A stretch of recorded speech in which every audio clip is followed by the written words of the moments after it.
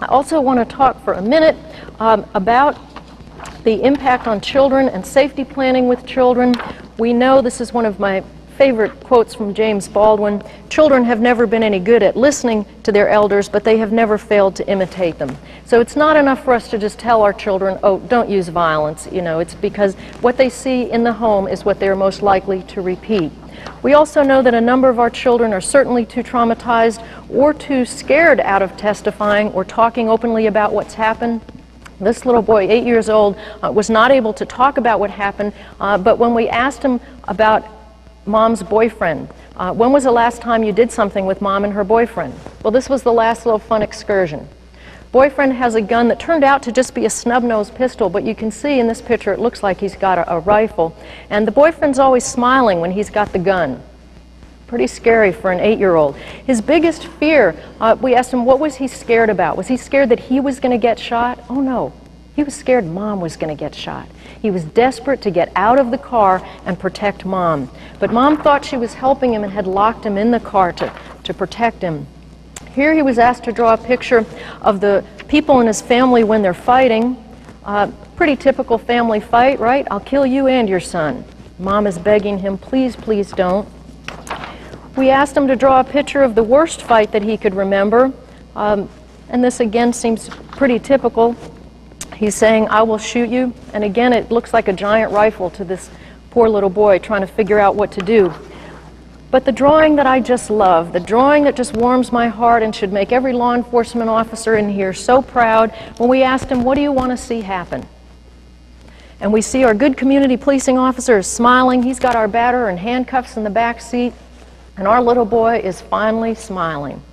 And he and his mother feel safe, and the batter's finally down to size. This guy didn't turn out to be very big, but you notice any time he had the gun, he grew about 4 feet automatically. But what I love about this picture is that even 4 or 5 years ago, I would never see a child drawing any adult rescuing or protecting them.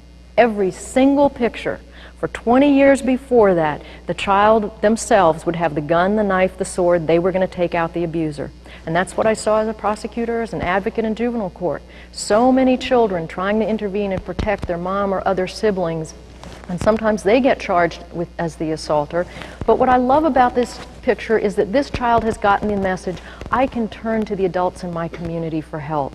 Now, it's taken us a long time to get to this point. It's taken applying for a Centers for Disease Control grant. We got a $700,000 grant through Safe Place, our domestic violence shelter, to start something called Expect Respect and go into our elementary, our junior high, and our high schools and teach children about safety. Teach children to call 911 when they're in danger in their homes.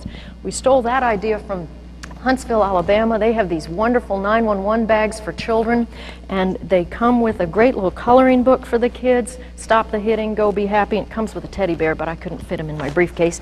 And it comes with the children's safety plan that I'm going to show you in about 1 second.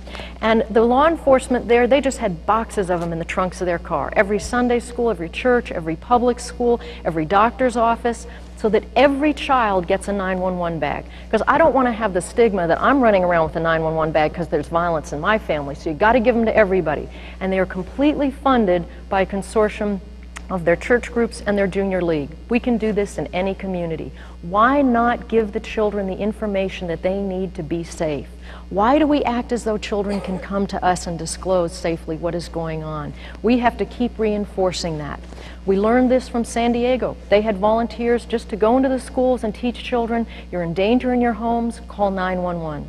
This has been so successful that currently almost 30% of all their domestic violence 911 calls are from children.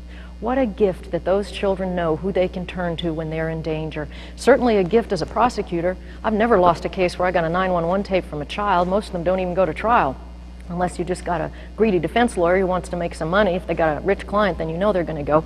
But we won't go into bad-mouthing defense attorneys.